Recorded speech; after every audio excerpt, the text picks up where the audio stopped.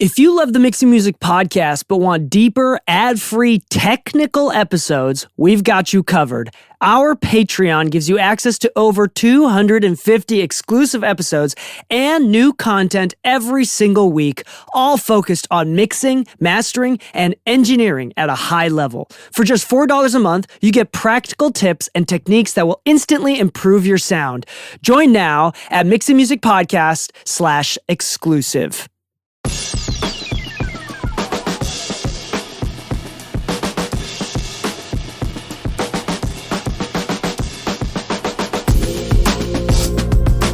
Hello and welcome back to the Mixing Music Podcast. I'm your host DK, and with me, as always, is my lovely co-host, Long Flight Lou. What's up, guys? Yeah, welcome back from Russia. How long was that flight? Oh my God. Okay, strictly the flight or including layovers? Sure, layovers included. Okay, how many hours in the air were you flying? In the air, 18. First layover on the way there was like an hour and a half. So we'll say 19 and a half total travel from when you got on the flight to finally landing. Where was the layover? In Turkey, Istanbul. So I assume from LA you fly east over Pretty New much. York, Yeah. over the Atlantic into Turkey. Okay, that makes sense. Yeah. And then on the way back, the flight was air time was about an hour longer. So it was 19 hours in the air. I don't know why. Maybe it could have been like wind working against the flight or something. But it took about an hour longer in total. And then we had a 3-over layover once again in Turkey.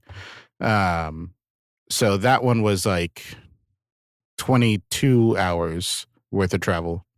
So I spent like 2 full days traveling over the course of 4 days. Wow. Yeah. Incredible. That is a lot of travel. I just remember growing up being in Okinawa. There's no direct flights to Okinawa from the States. So we'd have to go Chicago to California, California to Tokyo, Tokyo to Okinawa. And that would be like 24 hours. Yeah. Yeah, it would suck. Yeah. But also we were kids, so it's like, I don't remember very much. Anyway.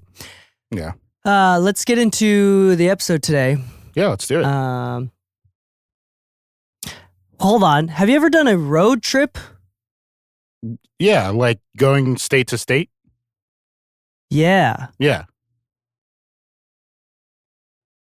It's not much different except that you can actually get off the car and I'm stretch. just now remembering how we went on a bunch of road trips. Instead of flying to visit family, we drove. So like there's a couple times we drove from Virginia to Utah. Wait, how? Which is like a 36-hour drive. Yeah. 36 to 48-hour drive. Yeah. I'm just now remembering that. That stunk. Like as a kid in the back.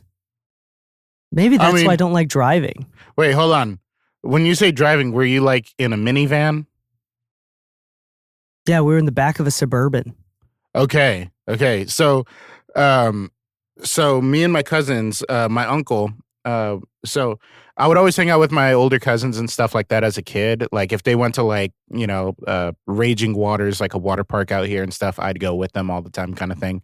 But sometimes we would actually go like state to state trips. We'd drive around and all that. And he had this van, like the class, think of like the big round van with the seats that can turn around and stuff like that. And then the back folds down and stuff like that. We had one of those. So like our road trips felt a little less road trippy because like you could walk around on the inside of it and stuff like that. But it wasn't like tall enough for you to stand. It's just it was one of those like family vans. It was like the Volkswagen wagon, but like a little bit bigger. But those were our road trip vehicle. I forget what model it was, but it was just this big brown thing with a ladder to climb up on the roof on the back. Yeah, so it made the trips a little more bearable, but I do remember not having fun being locked in. And this is also before phones and tablets and all that. So your level of entertainment was solely based on who you were with. Yeah. Yeah. I just remember those car trips. Sorry, I just remembered that. Okay, let's go into today's episode. Let's do it. Lou wanted to talk about preparation meets opportunity. This is a Mhm. weird episode. This is something I was talking about before. We're going to try our very best to talk about how to be prepared before you meet opportunities.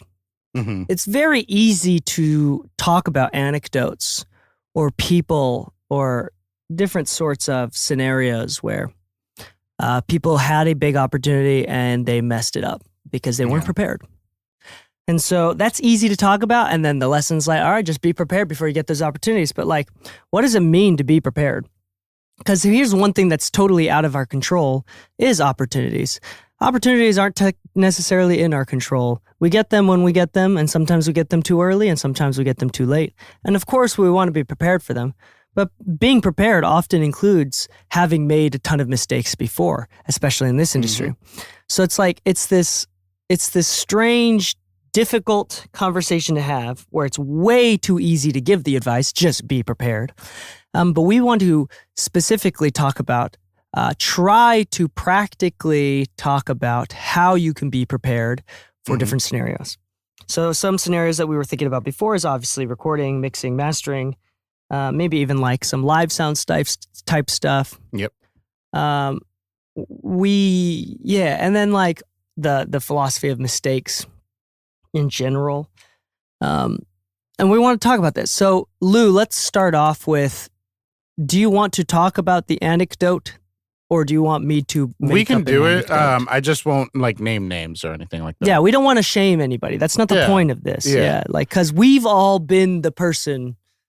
Me and Lou Yeah. have definitely both been at times the person that were underprepared. So this is Yeah. a general anecdote to make it relatable, not to shame us anybody. Go ahead. Yeah. So, basically, I was working with an artist, a fairly well-known artist. Like, I'd say if you're from the West Coast, you know who this guy is 100%. But, we're overseas, we're doing some stuff, and we go to a studio. Basically, we got booked to do a feature and things of that nature. And, I'm kind of like there as part of the team, but I'm not there to record. Like, that's not my job for the day. But as you guys know, me and DK ran a studio. We trained a lot of people. I've professionally taught for years and stuff like that. I got offered to teach at a school. So I never mind sharing information. I never mind trying to help somebody out. But I've always had this mindset of like, hey, when there's a big opportunity and somebody's going to come to your studio, you kind of want to make sure you have like your templates ready. You want some waters on the table and things like that, like baseline stuff when you been doing this for a while. But there was a situation where I walk in and usually like the red flags of like when you're training somebody were all pretty present. And it got to the point where the artist asked me to start recording them. And the only reason I didn't is because I didn't know the software. They were using Ableton. Anybody that knows me knows I'm almost exclusively Pro Tools. That's just what I'm on. But it was a situation where it called for me stepping in within the first 20 minutes. And it wasn't because they didn't have nice mics. It wasn't because they didn't have a nice interface. In fact, I think everything under consideration, it actually sounded great what we were getting, and it was like a dented up Townsend Labs microphone, which is like Universal Audio's partnership for like emulation mics, and an Apollo Twin. That's all it was. We're not talking about crazy studios or crazy setups or anything like that, which means that, like, once again, you don't need a lot. It's not about the gear that was the issue. Nobody complained once about the sound quality. It was about the efficiency of the session. Like how fast are we moving? How well can you listen to the artist's needs and understand how to move with that? And so we had a situation where something that could have taken anywhere between 45 minutes to an hour to complete took 3 hours just due to communication issues, understanding of those needs, and how to move quick enough in a session. And, we're talking, today's episode is about like how we can better prepare. And I hope that this actually does help somebody out, because this is something that I think this person might have needed to listen to. It's not about whether they were good or not, because once again, the quality of the outcome was good. We didn't have an issue with the quality of the product, but the way we got from point A to B had so much hurdles and bumps on the road that like it just made it a pain to get to that point. So What do you think would have made it smoother? if I could list off 3 things off the top of my head real quick, it'd be a practiced template. That'd be number 1. A practice template, meaning like if you guys know, like I give away my template for free because you can give everybody the same console, the same gear and everything. Everybody's going to work differently, but my template is set up so that whether you're recording leads, ad libs, doubles, backing vocals, whatever, you've got tracks laid out for it. You've got effects already routed and stuff like that. You should not have to pull up new tracks to add reverb. Like reverb should already be in your template, whether you're sending it or not. So if they say, hey, can I get a little bit of reverb? You just reach for your send and you give them a little bit of reverb. Cool.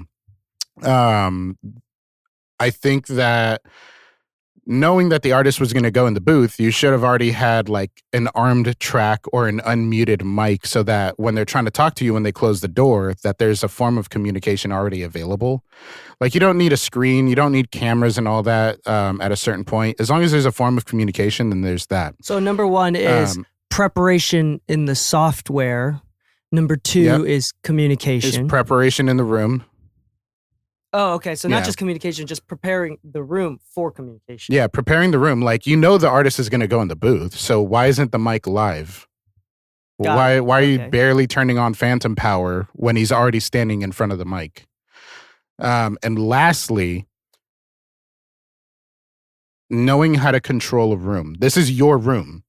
This is your studio. They came to your studio. And if you do not have control of your room when there's guests around, and that could be difficult depending on the circle you're with. But in the circle we were in, this should have been a lot easier because the organizer of the session was there and is friends with the guy running the session.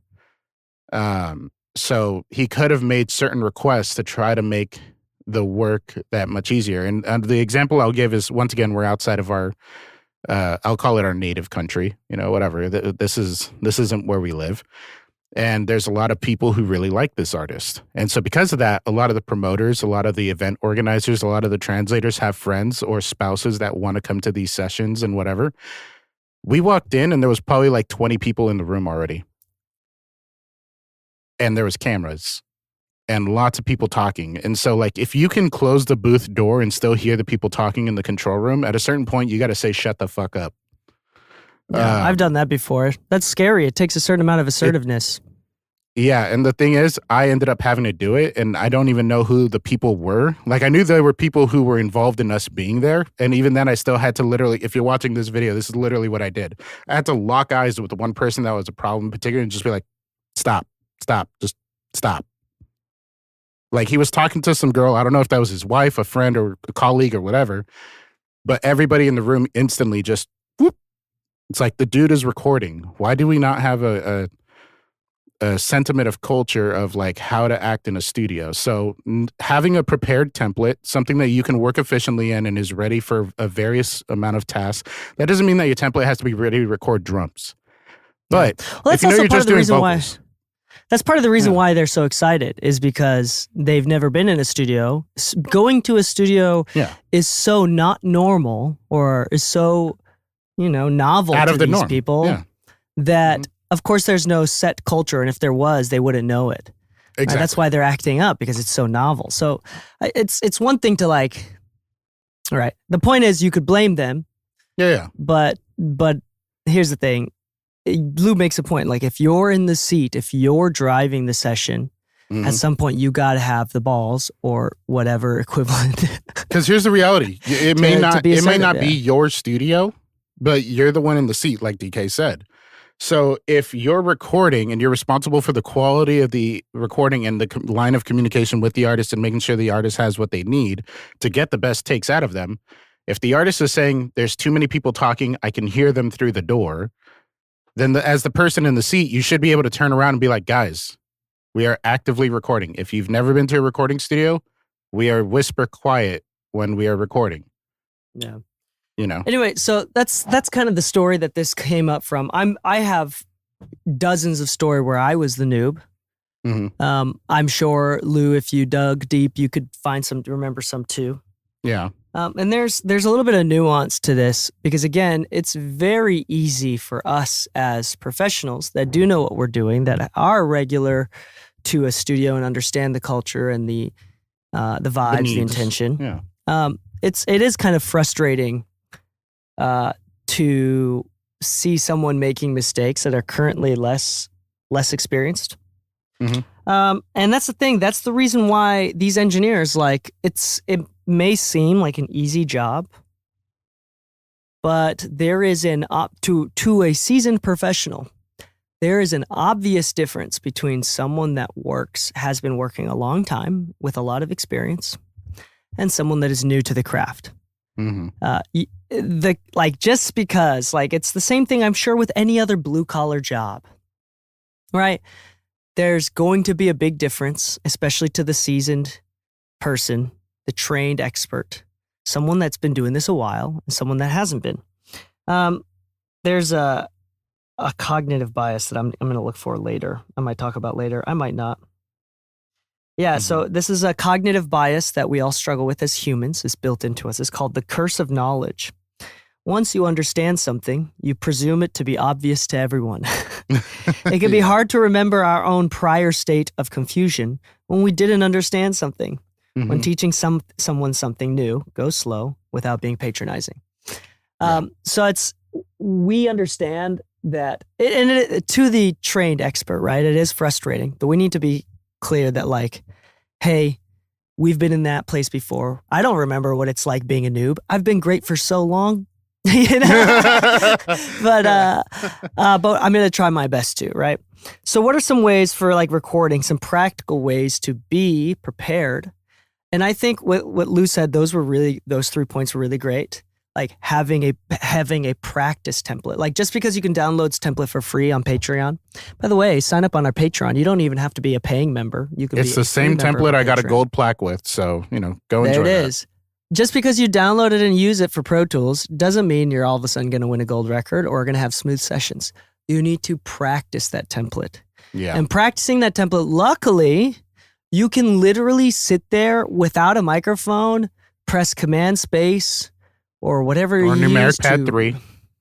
Numeric pad 3 to hit record, pretend like someone's recording, drag it and drop it, pretend like they want to do ad libs now. Like, you can practice without someone there. Yeah. You can practice with friends before you go into a real studio session, like practice with a local artist of some kind. Local artists are a lot more forgiving because they know they're getting a discount, right? Or whatever. Or might be doing it for free for the sake of your practicing. As long as they understand that before going into it and they understand that expectation, like, they're going to be a lot more patient. The second thing is communication. When to communicate, how to communicate is really important. I'm going to be honest with you right now. Most of the time, the engineer's job is not to talk. They need to shut up. This is a difficult one to learn. Like, this is something where you're going to have to make the mistake of over talking, and then you're going to find out, like, you're not invited back to the session. And then you'll be able to be like, oh, I remember when DK and Lou talked about this. It's just one of those things where you don't understand how little you're supposed to talk, especially if you're talkative like me. If you're quite loquacious. Or have a great sense of repartee, you need to shut the fuck up. That's what it comes down to. I've explained it on a past episode, my Jazzy Face story, where I got literally told to shut the fuck up. Which, like, he wasn't being mean or anything, but, like, it was one of those where, like, I didn't realize that even just like, hey man, can you add some compression on this vocal? It's like, sure, I'm going to put this plug in, I'm going to use this setting to get like this and that. It's like, dude, shut up, just do it. It's like, oh, okay. Yeah, and sometimes it's really exciting. Like one time, I wasn't told anything, but one time I was in a session with a bigger artist, and it was like my first session with not a bigger artist. It was like a B or C tier artist at the time. He's had a couple big records with the songwriter. So it's him and a songwriter, and they were trying to write up a lyric, and I just sat there. I'm sitting there, I'm listening. So like in my mind, I'm like, oh, what if they did this? I'm not saying it out loud, but like halfway into the session, they're both kind of drunk. One time, I was like, or you could just end the phrase with the same thing that you said earlier here. And I said that, and then they both stared at me. Yep. And I was like, oh, that was a moment where I should have shut the fuck up. Like, got involved in the writing. Yeah, you can't do that because now you're messing with points and now you're making it extra confusing. Like now you've basically taken away an idea. And it's not because they don't want you in on the points or anything like that. It just makes it messy. Yeah. And so you just need to shut up. And that's the thing too. Like, so how do you prepare for that? Just and then, so like understanding communication, that's kind of a meta skill too. And the third thing that you said, which is being in control of the room, which is really important. For recording studios, especially if they have like a big crew coming in, can be really, really exciting, can be fun, but also like it can be really distracting. And it depends on the vibe of the session, right? But obviously if there's a professional in there and they're trying to do something, trying to get something done, and especially if they've verbalized it that they're trying to get something done, and that there's an part issue. of that job. Yeah. So then, just as Lou said, like sometimes it takes some assertiveness and confrontation to tell people to be quiet and allow the artist in the booth to record a few good takes. Because at the end of the day, here's the thing too, with something like that. If everybody was too loud and it's bleeding into the mic and they can't use the takes, guess whose fault it's going to be? Yep. Because if the artist had already communicated this issue that it was going to affect the takes, and you still did nothing about it, we now have a finger to point. It's not even fair that it's going to be your fault. It's not. I don't think it is fair. Like it's literally the fault of the people in the room. But at the same time, that's where the responsibility lies. Yep. So at the same time, because we know it's going to be your fault, you are allowed to take control of the room. Yeah. It's okay to, and I'll be honest, early in my career, I had a difficult time learning to be more assertive and communicate things in a session where I felt like let's be honest, I'm never going to be the most important person in the room. I'm never going to be that. And I don't mean that in the sense that like an artist is hiring me to do a very specific thing that they want me to do.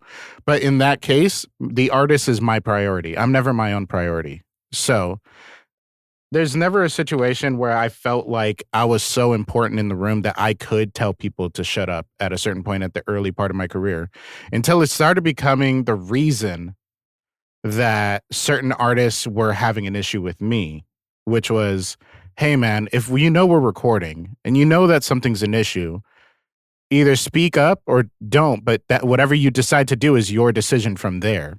So if you know that I asked for water and they never brought water and you hear me getting dry, like just kind of check in on it. It's not your fault that they didn't bring the water, but if you can, like be mindful and check on these things. If you know that an artist likes candles in the room when they're doing that because it keeps them emotionally in check and stuff like that, put out a candle. It's not really that big of a deal. But if there's noise in the room, if people are acting up, if people are opening and closing doors, or their phone is playing loud stuff, like they're on Instagram and being just noisy in general, it's okay at that moment to actually speak up, because the artist, this is something that I learned, I think, a little too late on my end, and I think it's my fault for that one. An artist would respect you more for trying to look out for them and hope for the best in things than if you just stayed quiet and let it happen. Yeah. And I think to a certain degree, here's one semi-practical way of thinking about this and approaching situations that I think will be applicable to a lot more specific scenarios that we talk about after this, which is think about the art. We do this for the art, right? For the art of recorded music, for the art of music in itself, for the artist. Think about like everything that you should be doing should be for the betterment of the art. And when you think about it like that, then telling everybody to shut up because that's what it takes to make a proper recording becomes a no-brainer. Yeah. Providing for the artist when they're sounding a little bit raspy, so asking, would you like some water, is for the sake of the art. Like, yeah, you're going to provide customer service because, again, customer service is a means to the end of getting better art out of them. The artist has to be comfortable in order to get the art out. Right? So think about the art.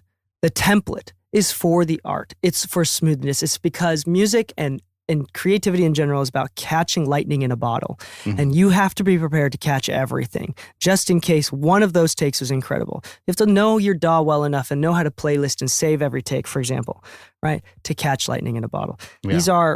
You miss one magical moment and that might ruin the entire song. we both have experiences where Yep. we missed one magical moment that nobody else thought was magical, and then they gave up on that song. Yep. I'm sure that's happened to all of us. Again, so when you're thinking about what your responsibility is, I think this may be overgeneral, but there's a lot of practical application to do everything for the music, for the art. And if you're aligned with that goal unanimously, then I think you will become a better engineer, and there will be other practical, like if you're ever wondering, what is my role in this session? Think about the art. Yeah. Like, am I supposed to be assertive and talk to these people right now? Think about the art. Yeah, there it is. So let's talk about like in a mixing scenario, right? Yeah, Like what is something, how does preparation meet opportunity with mixing? I think for me specifically, I think a lot of this, obviously number one is to be good at mixing. What does that mean? It's different for everyone. Everybody has a personality. So I think it's tied quickly into the second point, which is to, honestly, there's no other way to say this, is to be well practiced, not for the sake of getting better at this ambiguous thing called mixing, where they're like better is kind of subjective, but it's mostly for the ego, for the clarity of mind, for the self-conscious, because the last thing that you want to do is start communicating in a way that expresses any sort of insecurity. I disagree with this note. I don't want to make the changes that you said you wanted to do.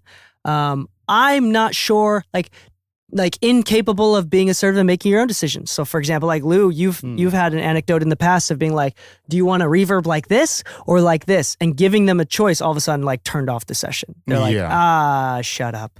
Right? Yeah. We've talked about, so like In also fact, like again. with one of my clients, if they tell me, hey, I'm not feeling this, what's going on? And I try to explain the reasoning and show them what's going on. The response I'll get is, hey, that sounds like gibberish to me. I just know it's not right. Right. And it's our job to translate as well. Yep. But I mean, that's the sort of preparation we're talking about. I think it's a lot of, if the mix is so subjective, because you can have a really great mixer that like wanted to take this song into like a punchy direction. You have another really great mixer that takes this into a smoother, easy listening direction. You can have another mixer that takes it in a more cinematic direction, whatever that means, right? And there's slight differences. Maybe the vocal is a little bit more on top, or it's a little bit more buried, or there's obviously a little bit more bus compression going on. So there's a density. Maybe they play with a little bit differently. So it could be spit out. But the thing that everyone can control, is how do you react to notes? How do you react to clients? How do you balance assertive, the ability and confidence to make decisions, along with the humility to be open to collaboration? And I think one is practice. I could go into like therapy, soul searching, like, taking care of your need for validation, stop being insecure, right? But I think that all comes from like a sense of practice too. So I think this is mixing is really difficult. We can go into the philosophy of why mixing is difficult, but to summarize, it's literally one of those things that can't be taught. It can only be learned. There is a ton of YouTube videos on how to mix the snare, how to mix a kick drum, how to mix vocals. You can watch every single one of those videos and you could still be a shitty mixer. Yeah. You could understand all of those videos 100% and still be a shitty mixer. This episode is brought to you by AeroPress. If you've been listening to the podcast for a while, you know that I'm a big coffee nerd, and I care about the roast levels, source regions, and elevations of my beans, etc., and do everything I can to enjoy my cup of bean juice to jumpstart my workday. It's more than caffeine consumption. It's a morning ritual that marks my readiness to take on the creative work I've planned as a mixer. When I'm not using my espresso machine, I prefer to make my coffee with AeroPress. If you haven't heard of AeroPress, it's a manual coffee maker, kind of like a French press, but way better. It uses a unique brew method that gives you smoother, richer, and less bitter cups of coffee. Every cup I've ever made with an AeroPress has remarkably smooth flavors. It only takes 2 minutes to brew a cup of coffee, and it's also incredibly portable and easy to clean. Whenever I'm traveling, going camping, or even just making a cup for myself or friends, AeroPress is the way to go. I don't want to sound overly effusive here, and I'm being genuine. I'm trying to be as genuine as I can, but to show evidence of how much coffee nerds love the AeroPress, fans of the AeroPress actually host an annual world recipe competition. You can YouTube this stuff. It is every coffee nerd's dream. If you've been thinking about getting a better cup of coffee or becoming a coffee nerd yourself, AeroPress is definitely the most accessible way to brew incredible cups of coffee. AeroPress is shockingly affordable, less than $50, and we've got an incredible offer for our audience. Visit aeropress.com/MMPOD. That's aeropress.com/MMPOD and use the code MMPOD to save 20% off your order. That's aeropress.com/MMPOD. Be sure to use the code MMPOD at checkout to save 20%. It's time to ditch the drive-thru, toss the French press, and say yes to better mornings fueled by better coffee. AeroPress ships to the USA and over 70 countries around the world, and we thank AeroPress for sponsoring the show. One of the fun analogies I give people is like, I would never take my car to a mechanic who's only read a book on being a mechanic. There you go. And being a mechanic is so funny. As well as like, because like in real scenario, now every single schematic for the engine looks different. Yeah. You're like, change the oil filter, but like the oil filter direction, like it's in a different place with every single car. Yeah. So it's like a kind of. And it could be manufactured in a different country with sub differences. Yeah, same make, different country manufactured. Yeah, Yep. dude. So that might be like a good analogy. Yeah. But another thing too is, again. So we talked about practice. We talked about actually being good at the skill, whatever that means. Having kind of a fortified mind as what your role is. Another thing that I kind of want to touch on as far as like preparation goes, it can be challenging at an early stage to find a way to practice. And like there's always the concept of, I forget what school it is that offers like stems and all that kind of stuff. And we've talked about these, practice mixing, practice this, but like what you need to do is practice getting notes and removing your ego. Because I think ego is part of the reason why a lot of us kind of trip up on ourselves. And that sometimes it could be from my own shoes where I've started working with so many people that I kind of expect things to move a certain way. And then because it's not moving that way, I start to judge pretty quickly based off of like what's happening in real time.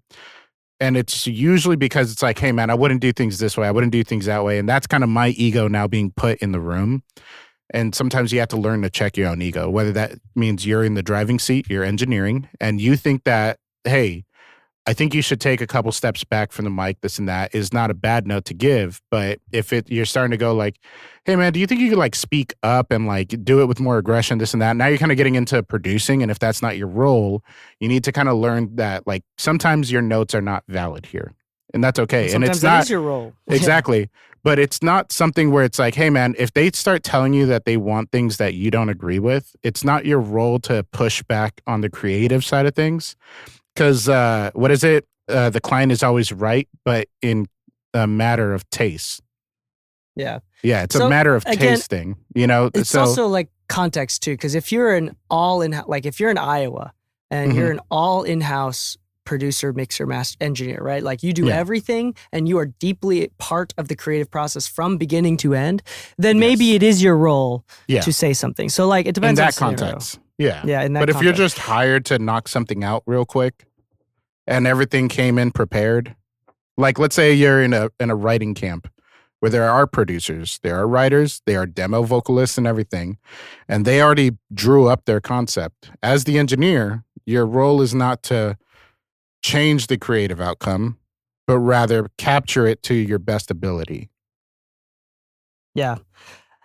Okay, so let me format it like this for mixing, and then we'll do the same for mastering and live sound as well. So let's talk about what are some common mistakes that can be avoided just by being aware of them. I think the first one is like being offended by notes. Right? We talked about we've beat a dead horse over this like so many times. Like taking notes personally. Yeah. Taking notes personally. I don't know why like I'm saying this like because I've had struggles taking notes. Yeah. And reading them and taking them personally, like an attack on my taste. And like I'm reading them and be like, don't you know I did that on fucking purpose? Like why are you doing like what are you doing? And I don't now with this much experience, I wonder why, like again, curse of knowledge, I have a hard time relating to that older version of myself. But like this is something that I remember struggling a lot with. For whatever reason, number one mistake, taking notes personally. They're never personal. Even if they sound personal, probably not personal. They're not personal. Because at the end of the day, the artist needs to remember this too, but you, especially as the engineer, needs to remember this. You're both on the same team. You both want the best for the song.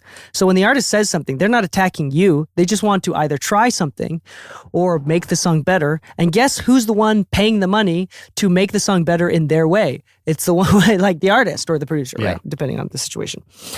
So being aware of that. Number two mistake is a lack of communication, I think. That's easily avoidable. Just communicate more.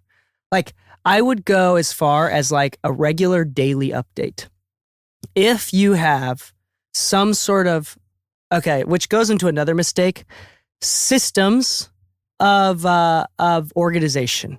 Just borderline, like baseline project management systemization. So we're talking about when you get a client that has agreed to work with you, you need to use some Notion, Trello, a to-do list, like friggin' just something. Your notes app.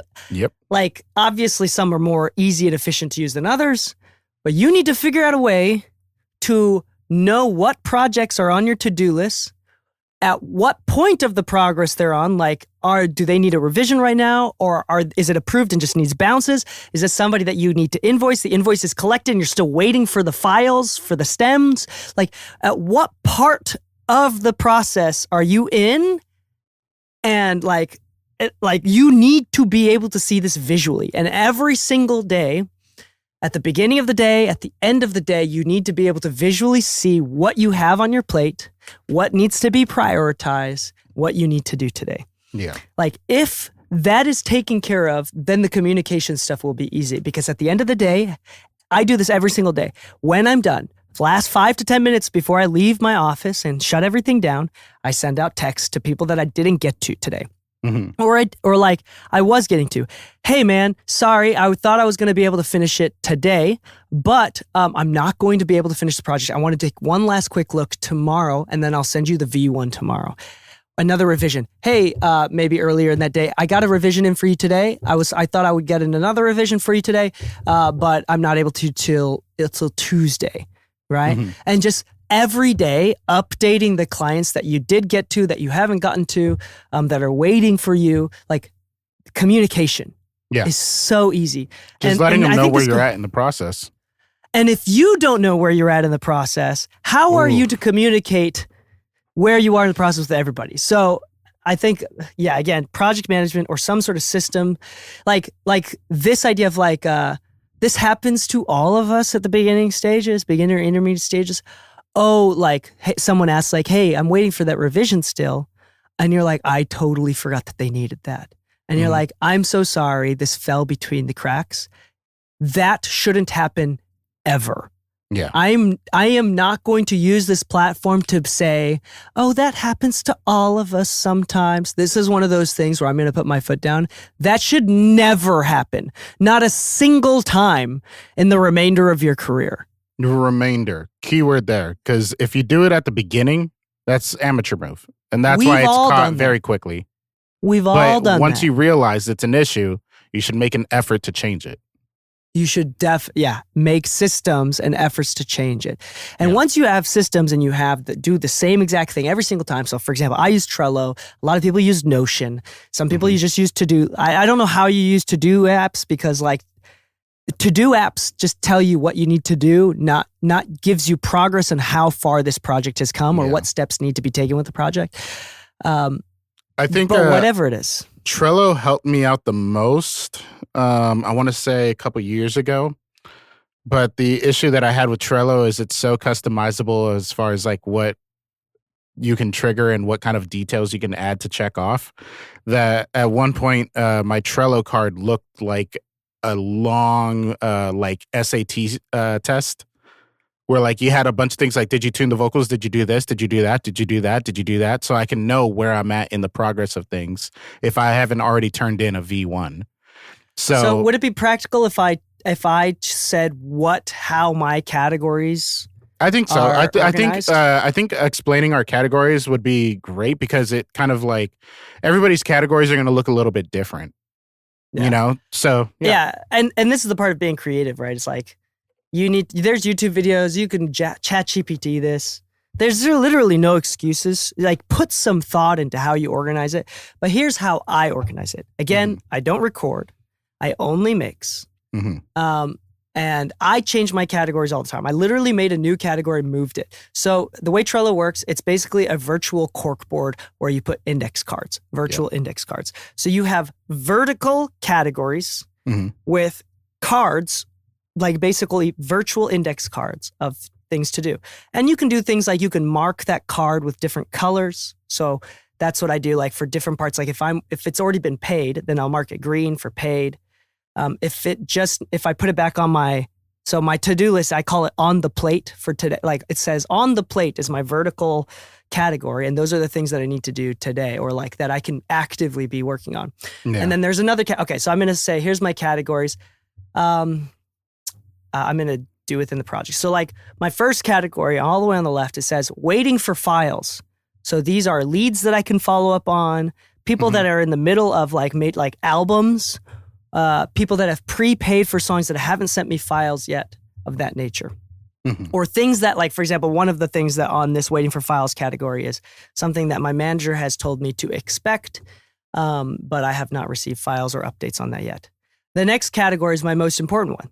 This is where most things stay, is called on the plate. I call it on the plate, which is basically the to-do list. And those are things that I could be working on right now.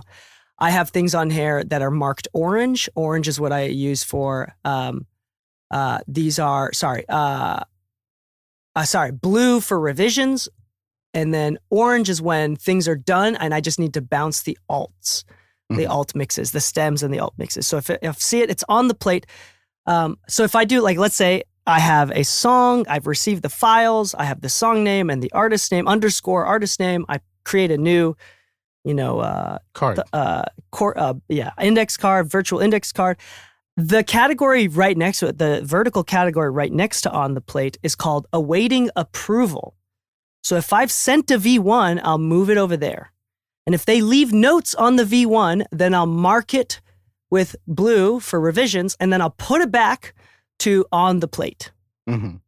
So it's constantly moving. So if I'm in revisions, it'll go from awaiting approval back to on the plate, back to awaiting approval. After bounces are done, I will mark it orange, which shows that I need to bounce the alts and stems. And then there's a third category after that called approved and needs bounces for alts and stems. After that, there's a category which I don't use very often because it depends on the systems that I use, called need to invoice. So like after everything is bounced and approved for like label sessions where I invoice everything afterwards, then I'll put it into there. So it's like I need to invoice these clients. And then I have another category to the right of that, again, specific to labels. So I'll skip these for independent stuff. But like for the labels, it'll be awaiting final payment, right? And that's the songs that I've sent out invoices and I'm waiting final payment. After that, for my, again, this is specific to me because of my management. After I receive payment, then I have a category for need to send commission to my management. And then after that, before the done category, which is the last one, I have it says make a post or unreleased. So it's like all of these songs that are unreleased that I need to make a post about.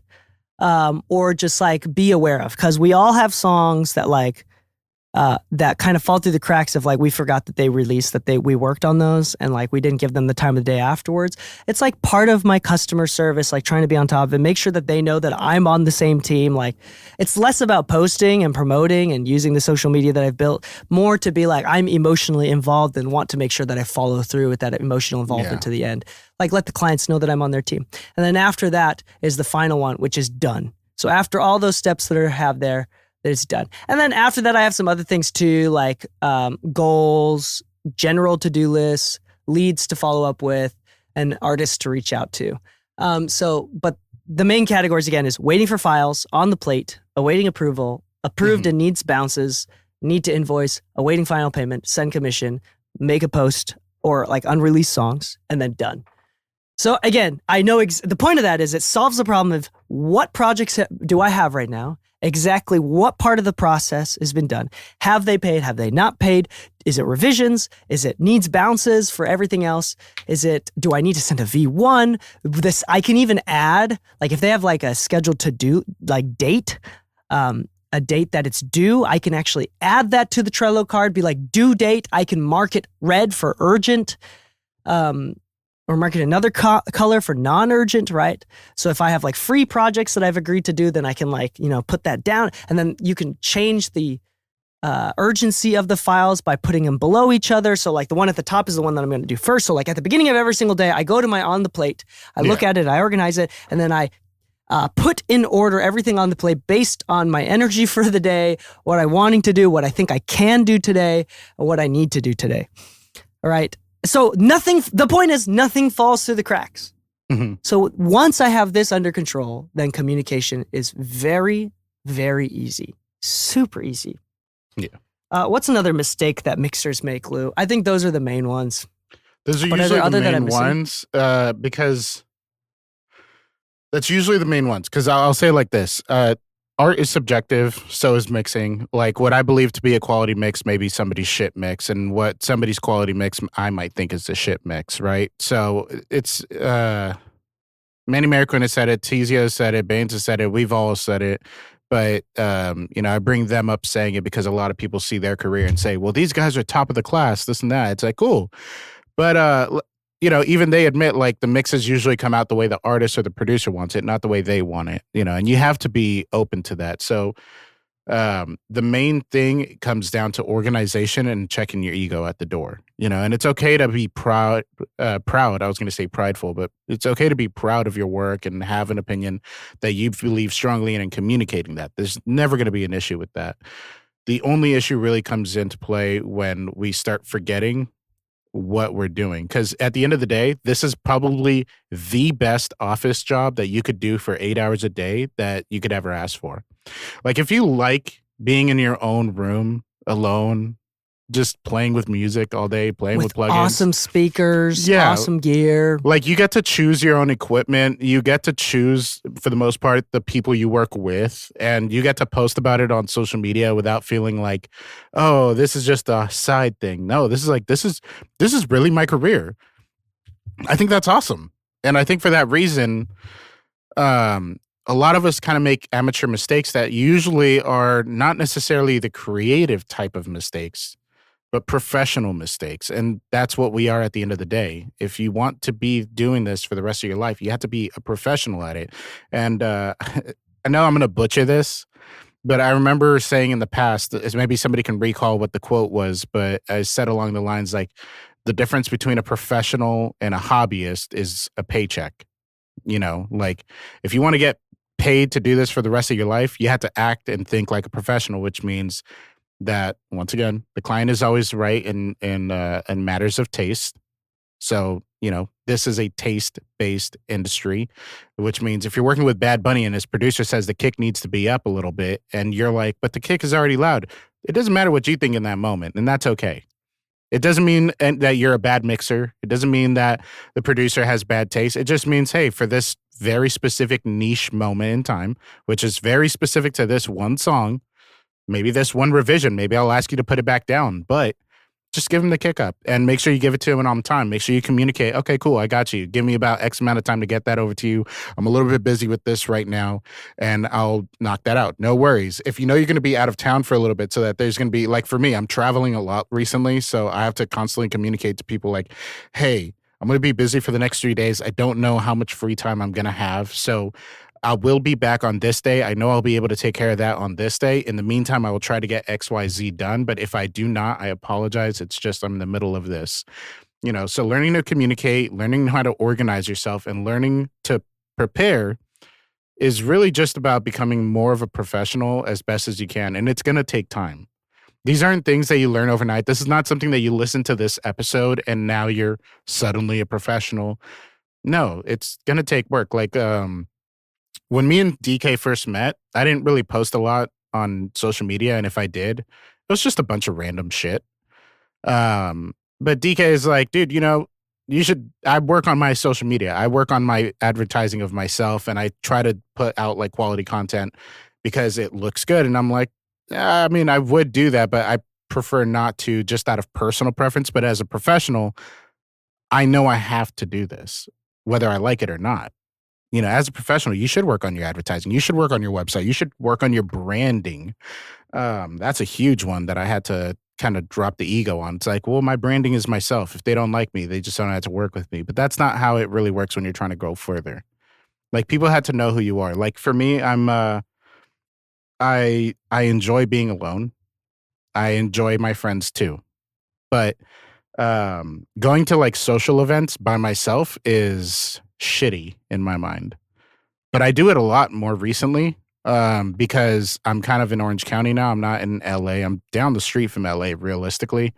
But if I want to keep in communication with a lot of people and show face, I kind of have to show up to these events by myself because I can't just call up DK and be like, hey, DK, do you want to drive out 50 minutes to this event in Orange County at rush hour, which is now going to make it a 2-hour drive. And then you have to drive that hour back later at night. It's not really a great offer when people are too far away from you for certain things. So at a certain point, you need to get over yourself and think like a professional. And that means learning how to prepare, how to better organize yourself, and learning how to communicate. Now, I'll quickly go over some live sound points, but a lot of them overlap what we're talking about in recording and mixing. Because in mastering preparation, I think a lot of the same things could be transferred over from mixing. But in live sound, I'm actively checking my ego at the door on this one. But there is some truths to what I'm about to say. You get no revisions. And you get no bitches. So, let's be honest. I don't know any live sound engineer that's more famous than a mixing engineer. So, let's put it this way. It's just different worlds. It's different worlds. It's completely different. There's a lot of misconceptions on both sides for both sides of things. But here's the thing that reigns true. You get no revisions. You got one shot to make the show sound good. You could have multiple dates, but you've got this past weekend, I was in Russia. I was in Moscow. We did a show in front of 30,000 people. So I have to mix live on the spot, a hour and 20-minute set. Everything is live. There could be feedback issues. There could be anything.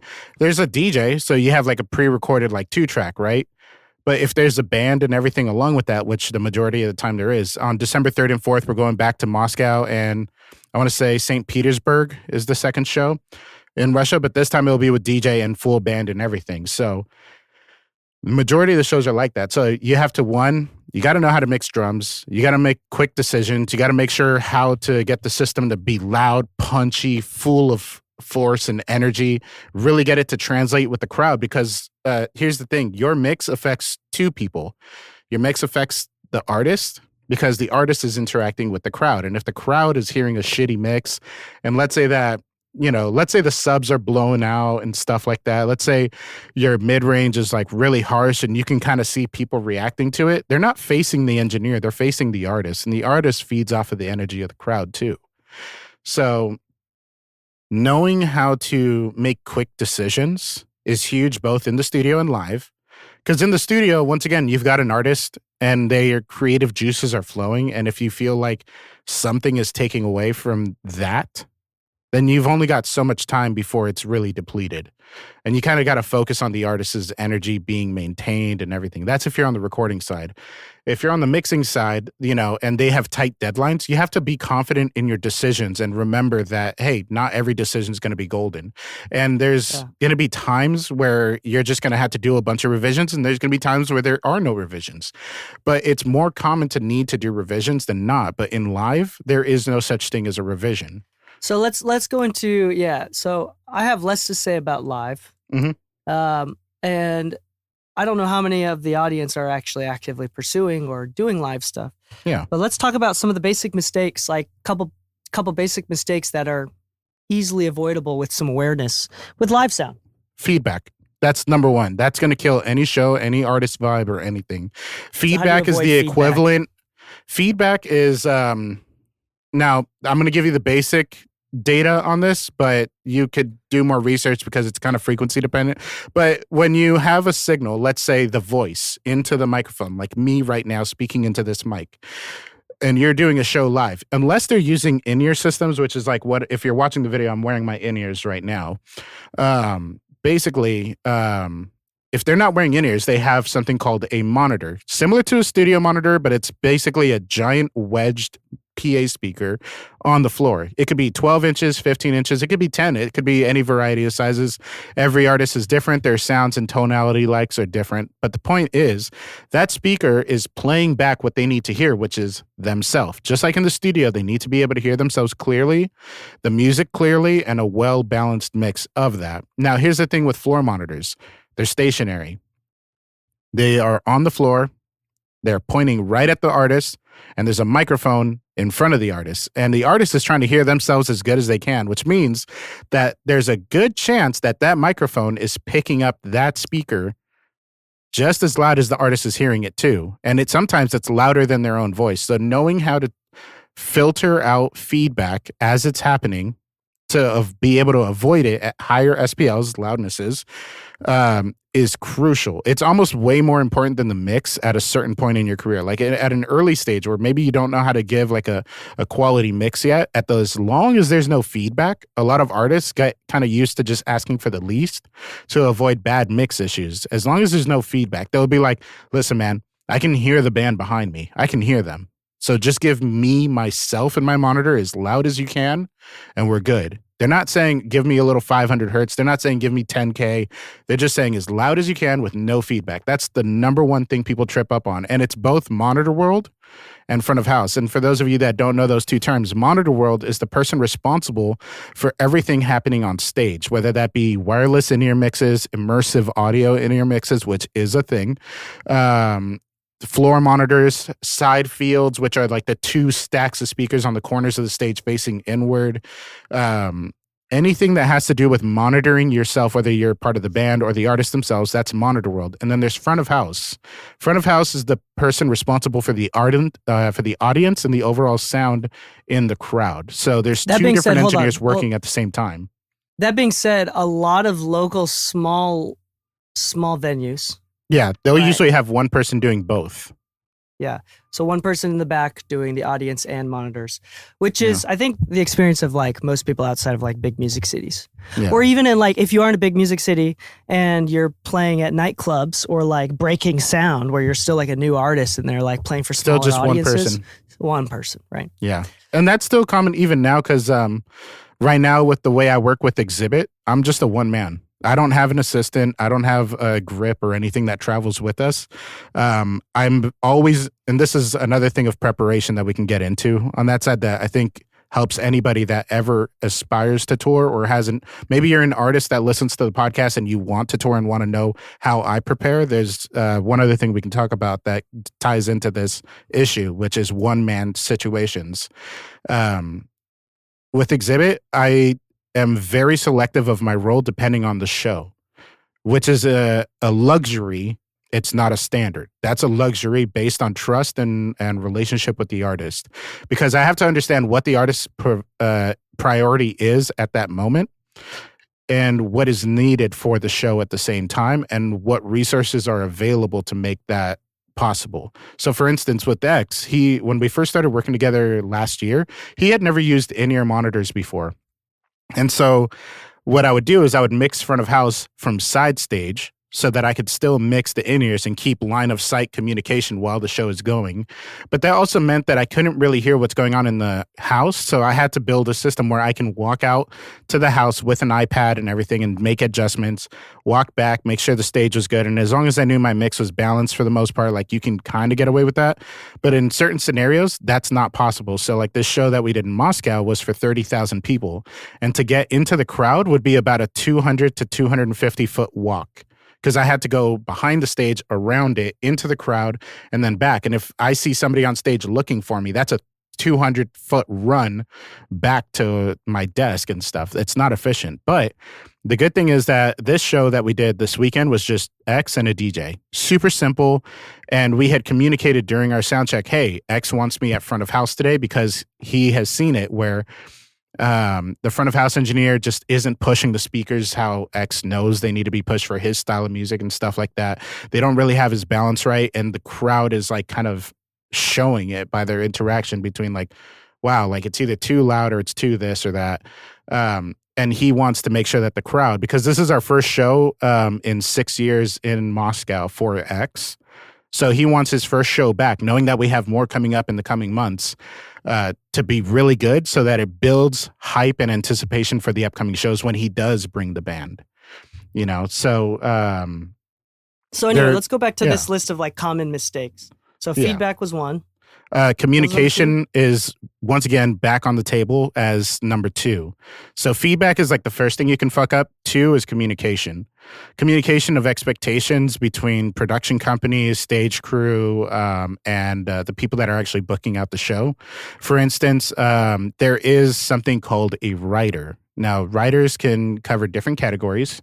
I have 4 that I send out as a team.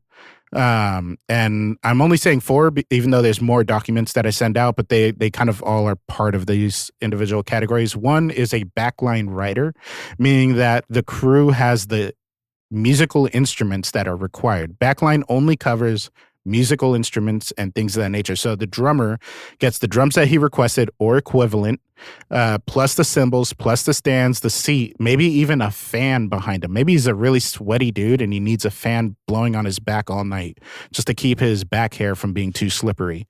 But sometimes. And I have it pointing down in front of me and up towards the... Never mind. It gets a little damp. No. But, making sure that the guitarist has the right amp with the right pedals if he's not traveling with them, making sure the keyboardist has the right type of keyboard stands, things of that nature. So that's a backline writer. If you don't communicate that effectively and the band shows up and none of the equipment, and especially this happens to like DJs and keyboardists the worst, because we're talking about a software difference or a user interface difference, whatever it could be. Could even be the patches just don't sound anywhere near the same. Like if you ask for Yamaha Motif and you get a Nord Stage 3, for those of you that don't know keyboards, those are 2 very different keyboards. One's a workstation. The other one is essentially just an electric piano with patches. Your ability to move through the show is going to be greatly impacted by that. As a drummer, if you play a DW kit versus a Yamaha kit versus Tama or anything of that nature, sure, you could claim that the shells respond a little bit differently, and maybe because of that, there could be like a pressure difference on the skins. But overall, a drum set is a drum set, and I'm not trying to oversimplify that, but you could get away with changing brands on a drum set. Guitar amps, a little less, because, a Fender sounds very different than a Marshall, which sounds very different than let's say a Bugera, But, if I show up with a divided by 13 amp, when I ask for a Fender, it's going to be a wild difference in tone. And that just kind of affects like the response. Let's say when the guitarist strikes a certain way, he's used to getting a certain tone response from it because Fender amps respond a certain way.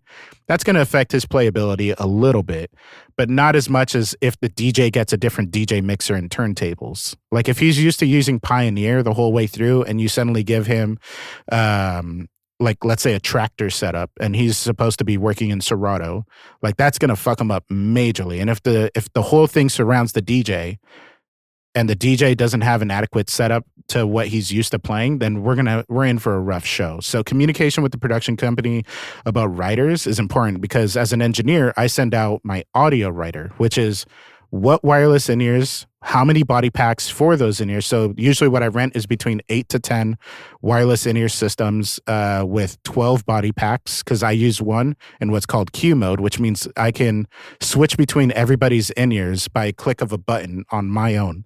So I don't need a dedicated transmitter. I just need my own body pack where I can hop on everybody else's. But on that audio writer, it says what console I'm using, what show files I'll be preparing. And I give them a copy of my show file so they can preload it and test it, so that when I show up, everything should be patched in and ready. Because when it comes time for sound check, a lot of people think that artists get like, oh, they've been sound checking all day, it should be great. It's like, no, sometimes you got 10 minutes. And if you're doing like a whole band and everything, and nothing's ready on stage and you don't communicate, the drums need to be set up like this. And I have a photo of how they should be set up. The audio should be set up like this. This is the patch list, the patch order, how I like things stationed. This is a diagram of how the console should be set up, where my wireless in-ears are, where my computer is, and this and that. It should be set up stage right. This is where the musical director is. I'm typically 5 feet to the left of him, behind him, and the side field needs to be left of that. You know, I'm communicating entire diagrams so that when we show up, everything is ready, because this takes hours of preparation. And if you only got a 1 hour sound check and you didn't tell them that they need to prepare it for you before you get there, now it's on you to try to get it done as fast as you can. And it's now taking away time from your sound check. So communication, like we can go into all the other writers, but it would just take too much time. Yeah. So I think I want to talk about one last thing that encompasses everything, something that you touched on much earlier with the mixing stuff. Sure. Is just branding. And I want to talk about that a little bit, because that's a big mistake people make. But the last thing I want to say with the live sound stuff is communication. Talking about communication, one thing that we often said within the mix, and I don't know where I got this from, I'm sure that I didn't come up with it, but we constantly reminded everyone, every problem that we will come across in the studio, every mistake that we will make will come from communication. It's a communication issue. Every problem that we have will boil down to a communication problem. Yeah. So we want to eliminate every problem through thorough and open-ended communication. Yeah. And you have to be not scared of this communication, because I understand, listen, even in a relationship, you and your spouse, communication can sometimes be scary if you perceive a problem or some type of friction. I actually practice this in my own relationship. Anytime I feel like, hey, is this a bigger problem than I see it? If I don't see the problem and it feels like a problem, like I just need you to communicate with me so that if I need to adjust something, I do adjust it, because I don't want there to be some kind of hurdle that I'm completely unaware of and I just keep going over it. You know, so with your clients, with everybody in the studio that you work with, that means your colleagues, your boss, anybody, if there's no efficient line of communication for you to kind of hash things out with together, it all goes down the shitter, you know? And a lot of times I think this is true. I don't think we've ever really had like a major issue outside of one, where when we did have one issue, we were more surprised that nobody communicated something with us than anything else. Like, we understand that things happen, but we were more surprised that certain people just didn't feel comfortable communicating this issue because they thought we may not side with them or hear them out. Yeah. And that was probably the most surprising experience I've ever had when it came to running a business. When it comes, exactly. So when it comes to running a business with a team, part of that communication is systematized and is also culture. Mm-hmm. So if you are a manager of a team, letting people know that communications are welcome, setting up private and public, both private and public channels to bring up issues. And when people bring up issues, and even as the manager, if you think those issues are stupid, and they might be, but taking the time to hear them out and making them feel understood is important to the culture and expectation of the team.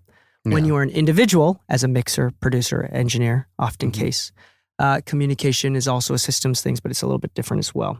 There's no team to work with. You have to be communicating with the client. So real quick, communication is obviously the most important thing. How do you get better at communication? Honestly, just practicing. It has nothing to do with introversion or extroversion. Has very little to do with intelligence or so even like maybe a little bit more to do with social cues just in general. Yeah.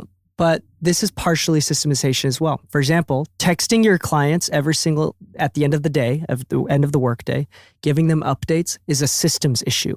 That is not a extroversion, introversion, social cues, meta skills issue. That is just having the habit of texting everyone, updating everyone every day, right? Setting up systems where you know everything is in place and your project management skills and knowing every project and who's on board and who's prioritized and everything like that in order to be able to communicate, again, is a systems issue. Having the ability to putting up, for example, like Dropbox or FilePass, right? Because we're sponsored by FilePass, mixingmusicpodcast.com/FilePass, where you upload the files and you send them a link and they're allowed to leave notes on FilePass. Yep. That is a systems solution. Yep. Instead of getting emails like or getting texts. yeah. And you have no idea. It's like there's no like they text you the Instagram DM you the revision notes, and then the next time they text you the revision notes, and the next time they email you the revision notes, and it's just so disorganized. Just telling them like, hey, if you have revisions and notes, put them on FilePass. Yeah, I kid you not. Like that I have. That is probably the biggest lifesaver for me because before using FilePass, we were sending out bounces with like, WeTransfer, or sending them over Gmail with Drive or whatever. And then I would get everything in emails or text. I can tell you right now, I just took a quick glance at my phone because I knew it was going to be a high number, but I have 254 unread messages, not including spam ads or promotions or whatever kind of things. Like that's 254 messages of just like, at least 30 of them from this week of people that I need to just get back to, or things that are like conversations that died with like a hello, thank you, whatever. If it's in that, I don't know why does it sound like you're bragging about that? That's not like a good no, brag. that's not a brag. That's I'm saying like, dude, I have too many messages to go through. So if your revision notes are there and you're like me, chances are you're going to drop the ball by not seeing a revision. It's not a brag. It's literally a detriment to me. Yeah, so FilePass, that saved my ass on that one.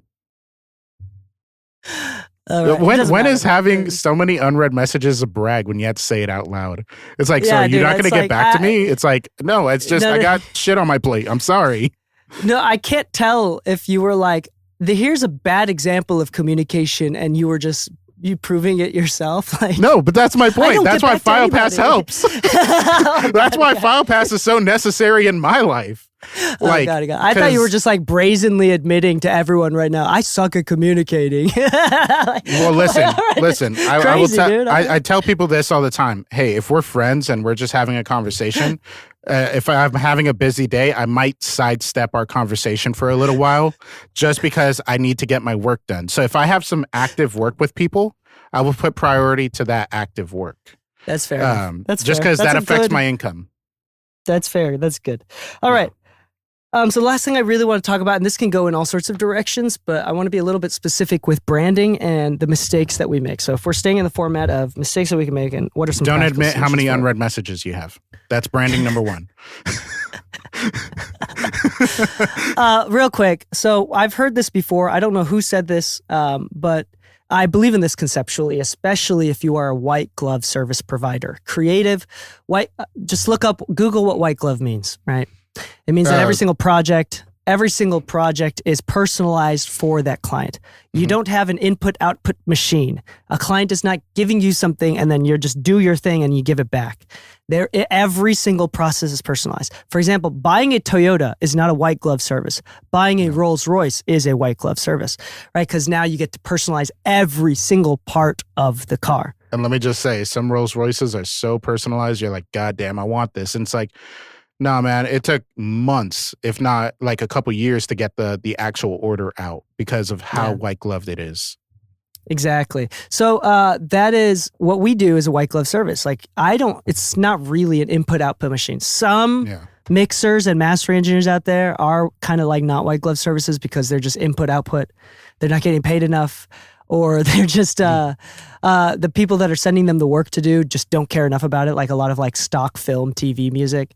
Yeah. So it's just like get a job done, right? But most of the time it is a white glove service. So branding matters a lot. Here's some things that matter to clients. Can I trust you to actually finish the work on time? Yeah. Do you seem like the type of person that will actually get me the files on time? Do you seem like the person, and again, I'm saying seem like because this is a presentation thing, like how do you present yourself? Do you seem like the type of person that will ghost me?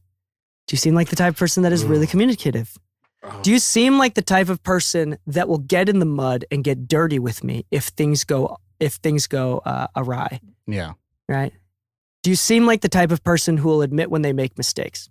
Yeah. Do you seem like the type of person who will be honest with me and tell me if something sucks or if something's really good? Do you seem like the type of person who's able to really believe in my product the same way that you believe in that other person's product? Mm-hmm. Are you the type of person that seems like you'll communicate often with me, right? Mm-hmm. These are all branding, part of the presentation. And this isn't like one thing that you do, right? This is going to be a collection of things. So there's this general thing that, I'm going to be a little assertive here. Do it to him. And a little bit difficult. This is one of those things that is your efforts matter. Yeah. This is not about fairness. This is about meritocracy. I don't give a shit if you don't believe in a meritocracy or if it's not fair. This is just the reality of it is. And here's the thing. You can play the game or you don't. You can choose to step out. The problem is, even if you choose to step out, you don't realize that you're playing a game. You could play the game on purpose or you can play the game on accident. And I'd recommend you play the game on purpose, right? Yeah. You are building a brand regardless of whether or not you're doing it on purpose. So let's try to do it on purpose. Mm-hmm. There is a whole list of things that you could do to have a better brand, right? To present yourself well. Most of these things are completely within your control. Some of them, I would be in a debate with individuals. I would be hard pressed to allow you to say things that are disempowering. Mm-hmm. I would not. So, for example, communication is genuinely a effort thing.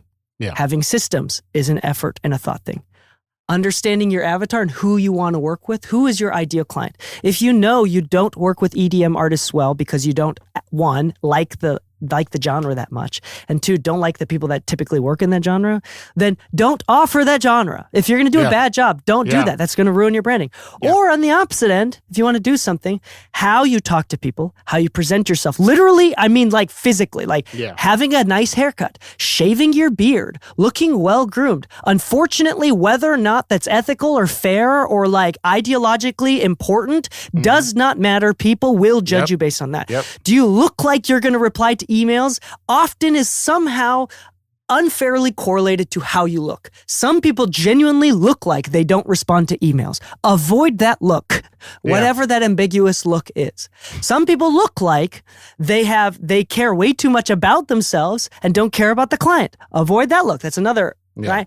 But the point is, and this is something that we say like in male circles, like it's not about looking good. It's about putting in the effort. It doesn't matter if you're handsome or not. It's about people and maybe women or other men, or it doesn't matter, like to attract someone. People care that you try. Like at the end of the day, it's not even about whether you're physically blessed with the genetics of a god. It's about you try. It's the same thing with branding. Everything is trying. For example, does your website look good? How many of your clients are actually going to your website? Probably not a lot. Yeah. But if you lose one client because you don't have a website or that it looks shitty, right? That's one potential client, which could, again, everything that we do is word of mouth. So that means one root client, which could have stemmed into many other clients if you had done a good job that you lost, right? And that is a completely in control thing. With Wix, with Squarespace, you can build an aesthetic website. You might be really bad with design, right? I'm very bad with design. But I have the creativity and the intelligence to reference other websites, to look at other websites that I like, to think about my branding, to go through my avatar. Again, if you don't know what an avatar is, look it up, like a client avatar. These are all like, every single thing affects how you present yourself. We're not just talking about Instagram. We're not just talking about how you speak on a podcast or the content that you make. We're talking about first impressions at a party. Do you even go to the party? How do you dress to the party? How do you present yourself, right? Are you argumentative and confrontational? Are you easy to work with? Do you talk about yourself in conversations? Do you ask questions with other people? Are you a curious-minded person or are you very arrogant? These all come into branding. Do you post about politics? Do you not post about politics? Again, there's no right or wrong answer about that specifically. It's just your own on who thing. you're going to cater to. But you have to be aware how every single thing affects how you are perceived. And again, it doesn't matter how you do that.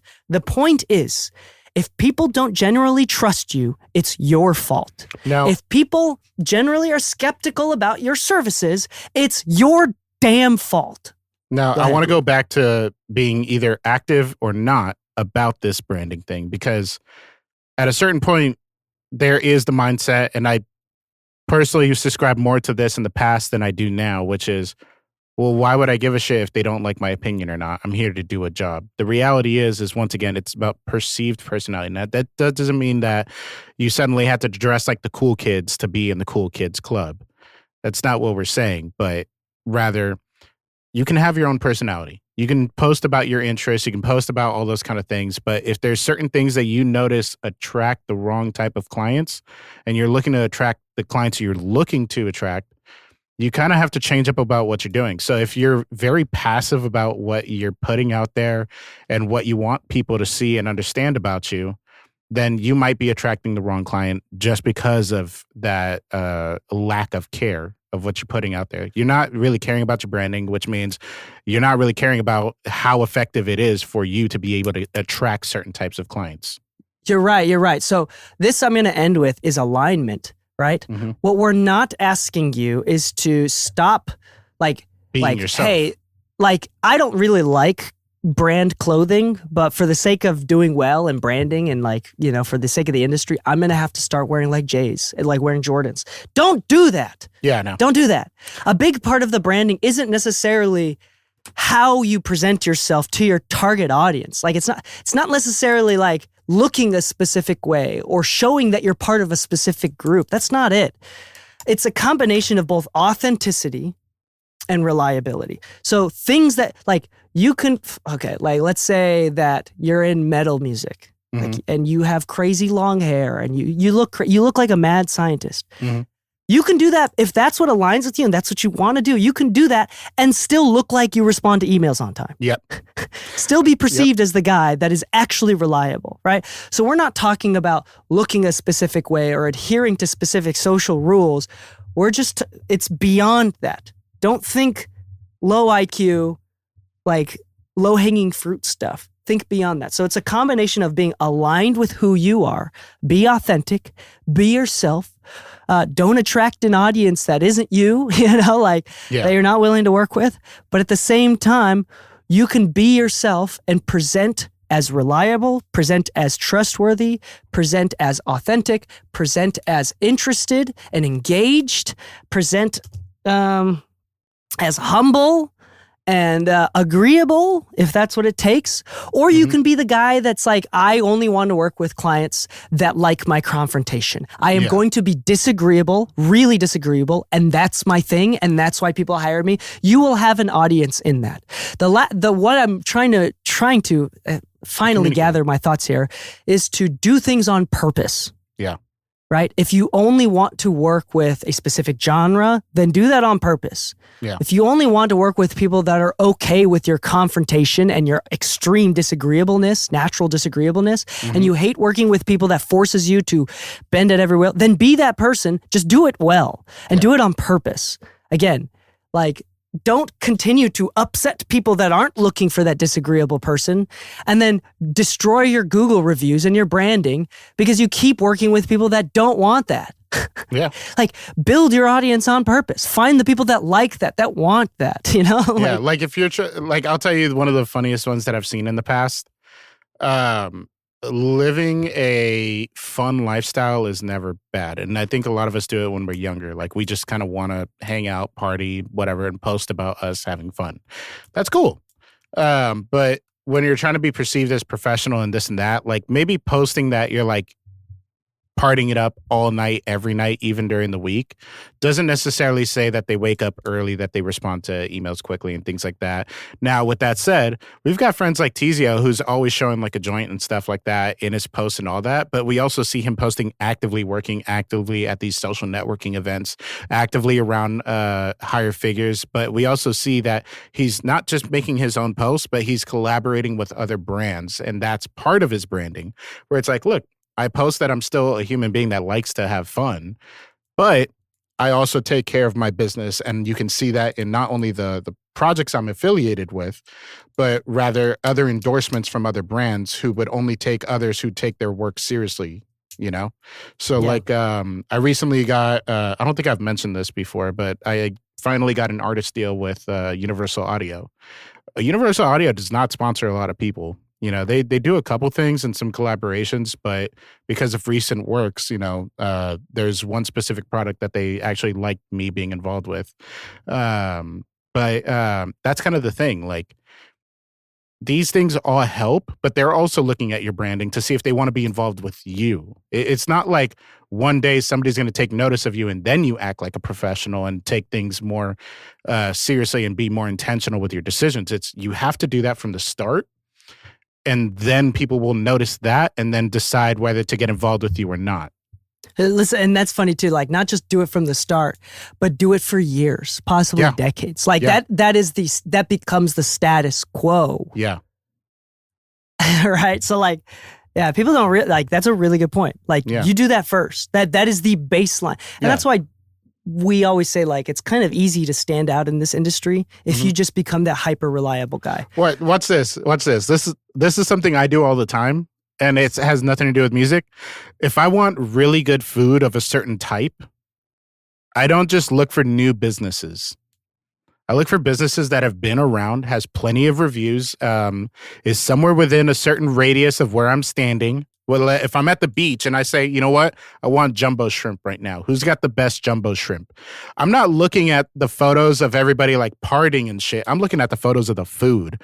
What's the presentation like? Like even all that, you know, so I'm looking for like, hey, it looks like they got a good ambience. It looks like they take care of their customers because there's a lot of people posting photos and it seems like everybody in the background is having a good time. It looks like the wait is usually a little bit long, so they recommend getting a reservation. It's like, man, this is kind of hyping up this jumbo shrimp I'm looking for. Like, maybe I should get a reservation. Like, I'm going to have to wait a little bit, evidently, but it might be worth the wait from the looks of things. And that's how we kind of see other professionals in our industry, where we might see equipment that's like on back order, like the tube tech. Whether you like the tube tech or not, there is a back order on them. There is a constant demand for them. There's this high perceived perception of it. Now, whether that is something you agree with, whether you believe that the tube tech is the best compressor out there, that's your choice. But their presentation, their branding, and everything is making their demand so high that they're never not on back order. Yeah. Yeah. And here's the thing: Tube Tech recently became like the big deal compressor. Like I want to say in the last 10 years. Like it was always 1176, LA2A, this and that. But the CO1B has been around for decades. It literally had to build its brand and popularity before it became the thing that's always on back order. Yes. So the branding is not necessarily how you look, who you are, what you dress like, what group you're a part of, or what kind of people that you want to invite. That is a personal decision and an alignment of your personality and uniqueness. Things that you should do regardless of those things is reliability, trust, professionalism, and a great product. Right? And that even comes down to how you look. If you have a recording studio, then possibly Google reviews and a system for collecting 5-star reviews from actual clients. That may be, again, there's so many, use your creative mind to think of all the different things. That could be a website, that could be possibly a podcast or content, and not just the content itself, but how it looks. Does it look well edited?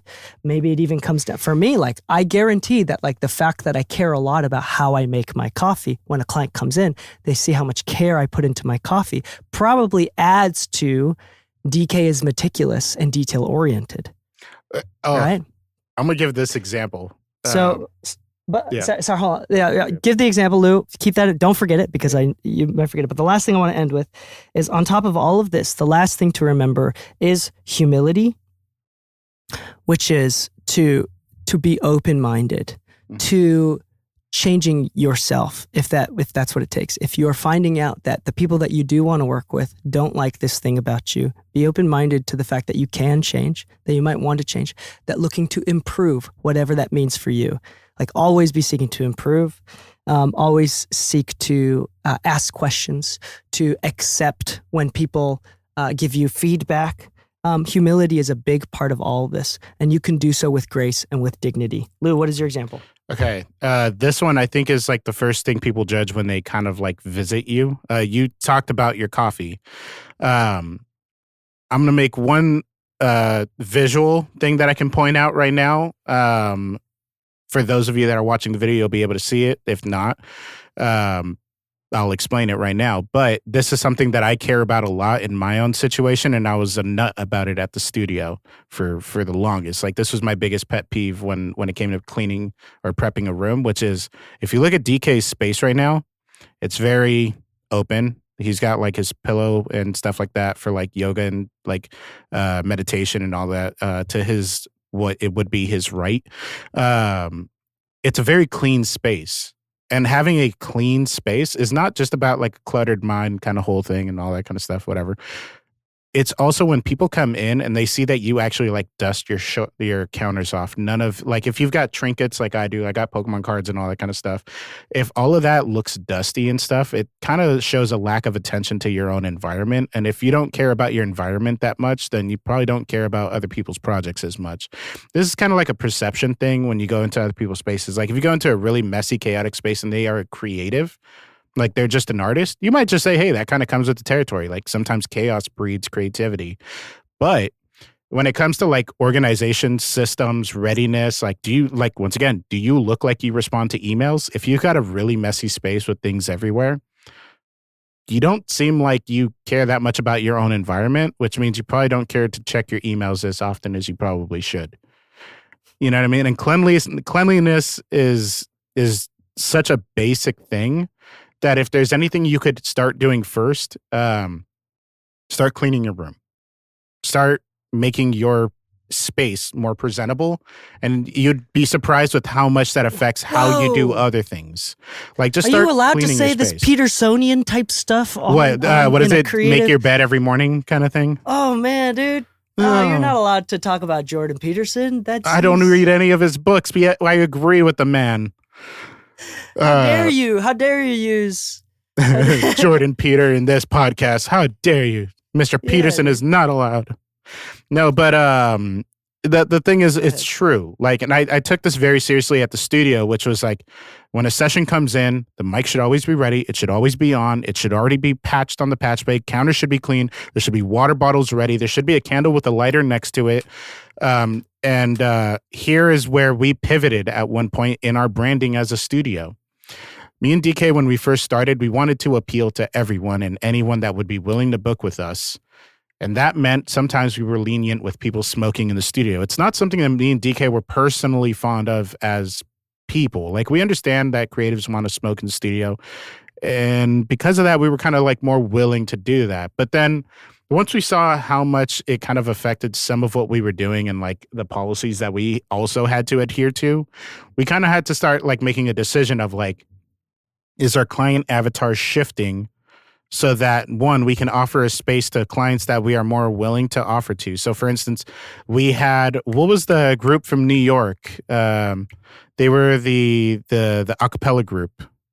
They had come Manhattan by. Transfer. The Manhattan Transfer came to our studio, booked like a week with us and everything. And their one request was no smell of weed or smoking in the studio, no ashiness, things of that nature. And that was their one request. Like the request wasn't about water or catering or anything of that nature.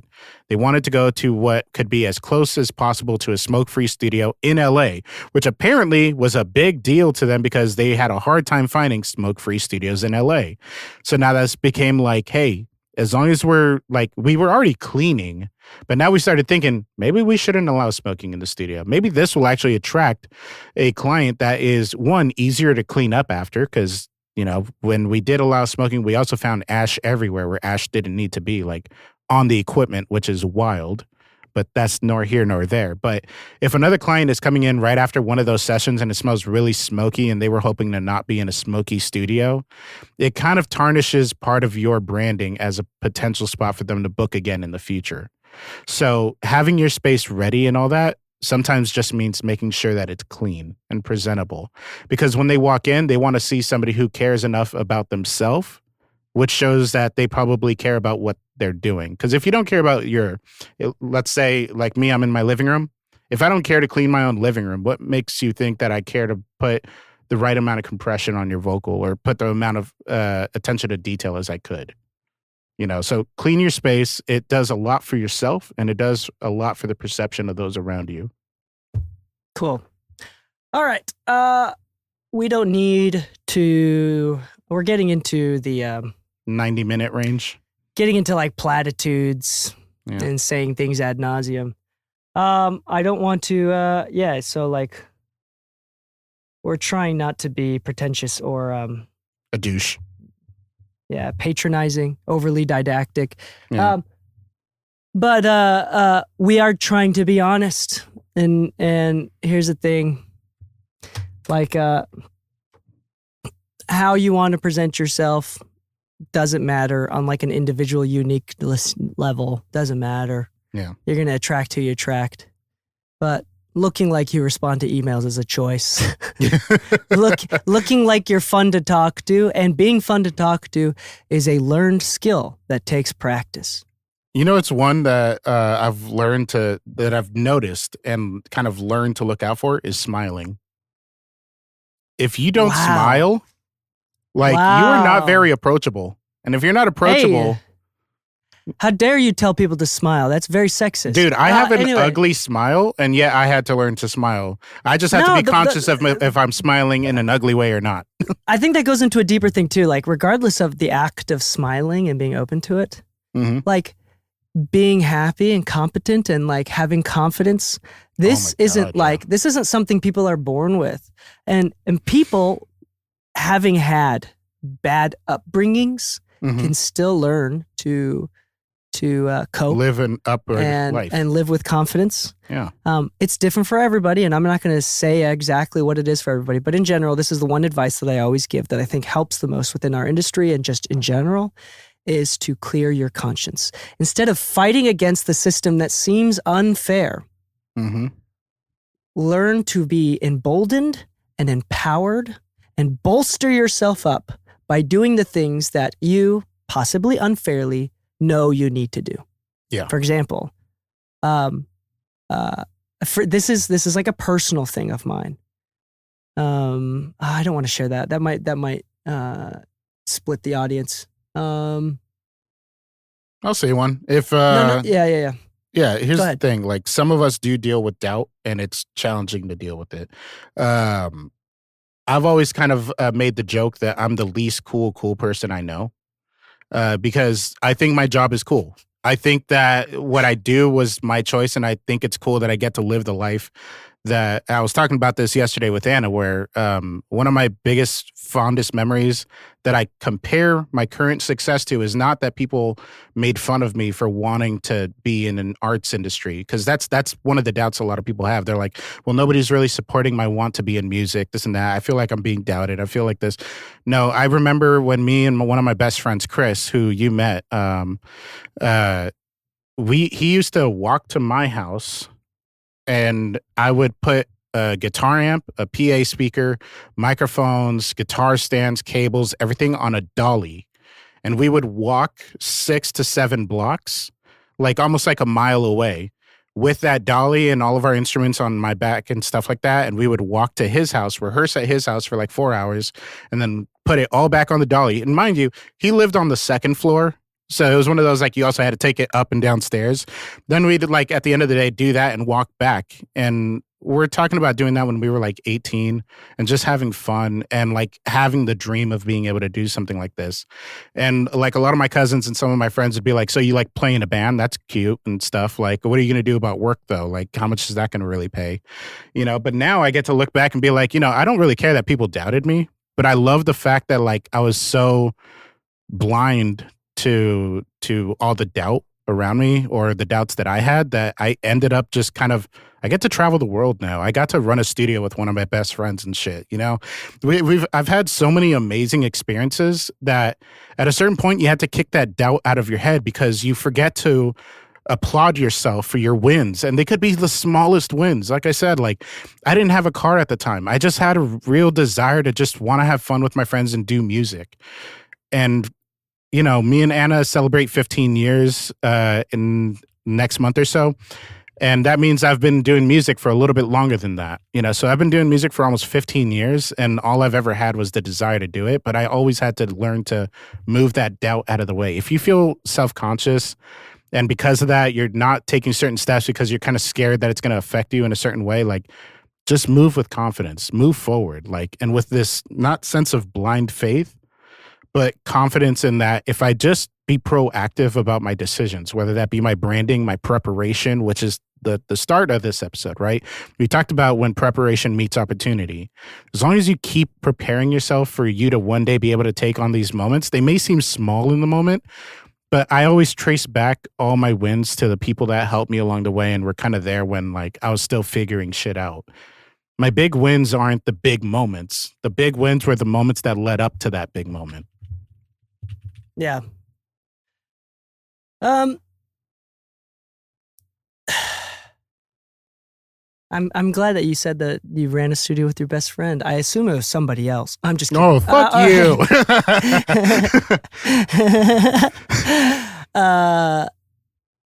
Yeah, what do I want to end with? There was something that I wanted to end with real quick, which is as someone, again, probably because of my upbringing, responsibility and honor, there's a lot of, and dignity. I think those are really important words that creatives, this might be overly reductive. I'm going to say it anyway, acknowledging that it is overly reductive. I believe that many creatives, free thinkers, do not typically confront responsibility, dignity, the same way that I think is healthy for themselves. I think that words like dignity and responsibility are very empowering. Understanding that these things do have an impact. Understanding that how you present yourself is a choice, do have an impact, and also is incredibly diverse. Like, you don't have to present a specific way. You can be authentic and real, but you have to play the game. Complaining about the game doesn't get you more clients. Yeah. Right? Complaining about the game doesn't make you seem more trustworthy. It doesn't matter if other people agree with you in general. If you just there's a lot of dignity in knowing that things don't go your way and you do it anyway. There's a lot of honor in that. And those things, those words, the reason why I like those words is because we do have a problem. And again, this is so overly reductive and overly generalized, but I want to say it just in case this touches someone listening in a meaningful way. In the West, we have a problem with validation, the need for validation. We can say insecurity, but I'm going to keep it for the need of validation. For a country that values and typically overgeneralizes and describes happiness through individualistic perspectives, right? Where individualism is very important. Why do we care so much about the validation of others? You know? There is very little dignity and very little honor in that. Mm-hmm. What has dignity and honor is doing something that you believe sincerely that is right, even if most others disagree with you, and you doing it quietly. Yeah. You doing it anyway because you know. The problem, you lose dignity, you lose face, and you lose honor when you do something against the grain, even though you fully believe in it, but then you force everyone to validate you for your decision. Yep. Do not use my words and use it sideways for political gain. This is not what I'm talking about. If you are the type of person that is committed to metal music, or let's do like a really small subgenre, polka in America. That is your thing. You love it. You're committed to it. Do not use your words, your platform, your brand to complain about how other genres are not as superior as polka. Yeah. Accept that you love polka and do it with dignity and with honor. There's no need to compare polka to other genres, to complain about other engineers doing other genres, or to say that you are downright better than everyone else. Those are irrelevant. Those lose dignity and those lose honor. I'm not saying to change beliefs. I am not saying to recalculate your personal beliefs, right? Yeah. What I am saying is to stop seeking external validation for the things that you inwardly have decided to believe in. Yeah. If you truly believe that the decisions that you're making are right and are keeping your conscience clean, then there should be no external need for validation, which can be used as a compass. If you find yourself constantly needing to be validated by others, something within your consciousness is fighting you. You are subconsciously not clear of your subconscious, not clear of your conscience, and you need to work on it. I'm not the one to determine what you need to do. For some people, like if you're deeply Catholic, right, this is an example of like something that that's not your choice. If you grew up super Catholic and for whatever reason, you just cannot have a clear conscience unless you once a month go to confessions. It doesn't make sense. You don't even believe in God anymore. But if that's what you need to do to have a clear conscience, then do it. Yeah. It doesn't matter whether it's true or not, right?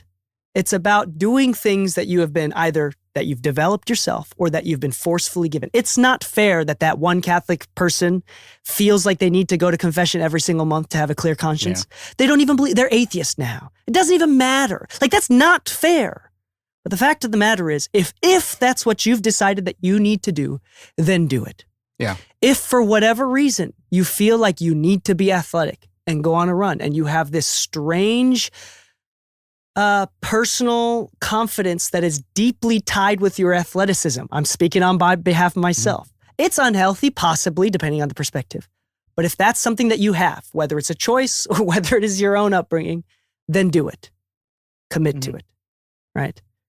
Have the honor to do it. And then, again, have the honor and dignity to not seek validation for it, right? Yeah. So for the example of the priest, don't start telling people that you need to go to confession, that going to confession and being Catholic is superior. That's not the point. Nope. You don't need to tell anybody that you're going to confession. You don't need to say like, this sucks, this is fucked up, that I have to feel like I have to go to confession. Like, it's not about that. That's another external need for validation. Yeah. It's telling people that runners and weightlifters is the reason why I'm successful and it makes me better than you is external validation. Yep. It's incorrect. There's a form of validation that I have a personal big issue with, and this is, I said it, it's a personal issue of mine that I think I don't like seeing it in other people, and I especially strive to not search this, which is instant gratification. And I'm not saying that like if you're a fan of like what is it oh man, what's the name of the show with Hank Hill and Bobby Hill and Peggy Hill? King of the Hill. King of the Hill. That's what it is.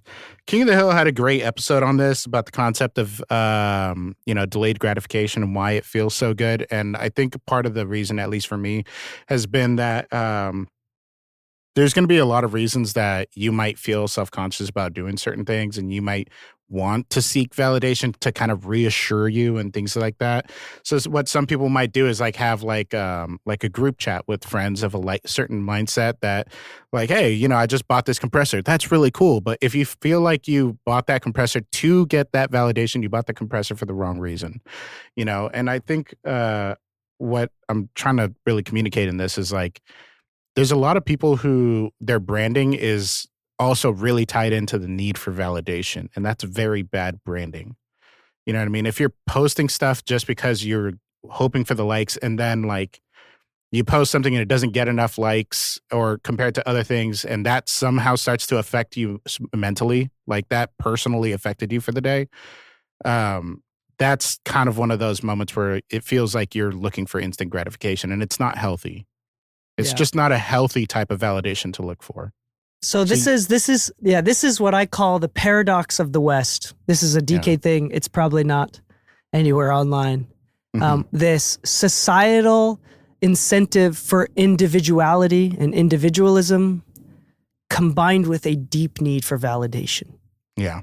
That is the paradox of the West. In the East, the Far East in Japan, for example, deeply communal. The nail that sticks out is the one that gets hammered. One for all type mentality. And yet, if you choose to be a creative, nobody's trying to be like, approve, like, I'm cool for being creative. Yeah. Even if it's a lifestyle change. Yeah. Right? Like, even to go, like, gays are treated way more nicely in Japan just because, like, there's no validation for it. Like, there's no need to be validated. It's just whatever. People are different, whatever. This is, and again, trying not to get political here. So just be aware of this. Dignity and honor, I think, are really important, combined with humility. I think jealousy and the need for validation and being aware of those feelings and using those as a compass to guide you through your own personal journey of clearing your conscience is important.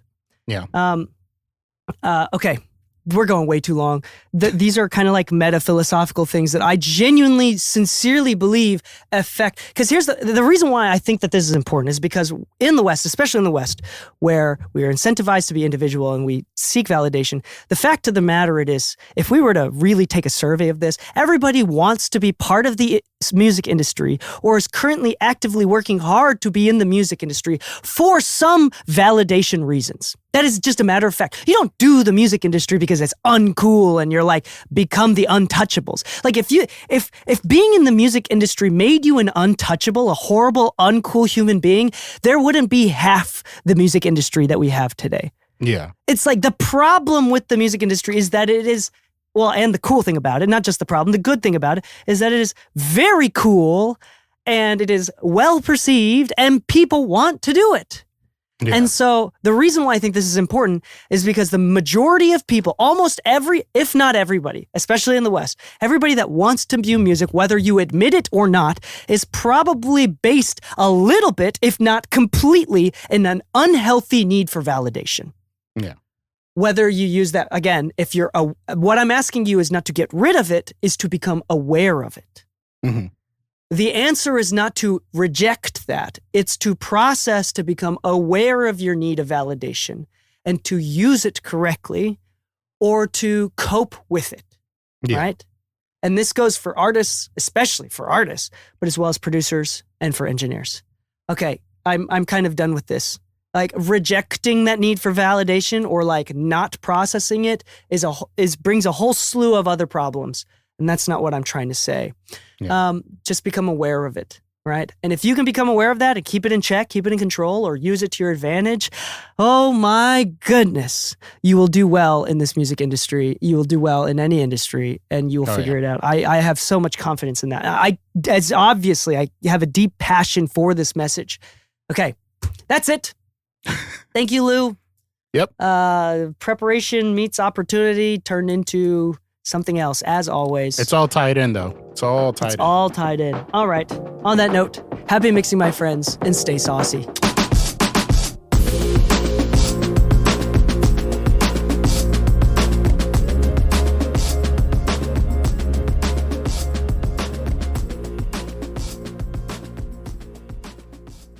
Psst. Hey, you. Yeah, you. Come join our Discord. The Mixing Music Discord server is filled with tons of awesome information and people that can help you out, and information that can help you grow your business and to help you improve your mixes. So come join us and find the invitation link at mixingmusicpodcast.com.